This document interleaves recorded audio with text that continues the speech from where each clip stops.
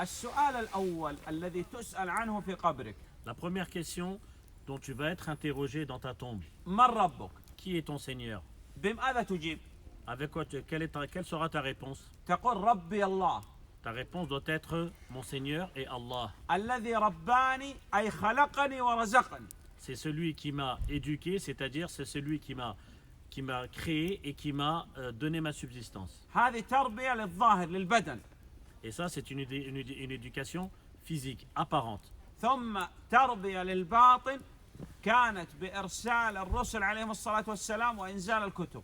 Et l'éducation interne, eh bien, elle s'est faite avec l'envoi des messagers, إرسال الرسل وإنزال الكتب et la révélation des livres, حتى نتربى في الباطن.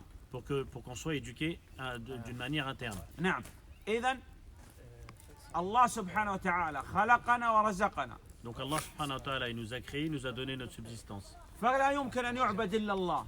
Il n'est pas possible donc d'adorer autre qu'Allah subhanahu wa فكل ta'ala. من صرف شيئا من العبادة لغير الله هذا مشرك كافر. Celui qui dirige une seule adoration à autre qu'Allah subhanahu wa ta'ala, il devient polythéiste à part entière. هل معنى هذا أننا نكفر الناس؟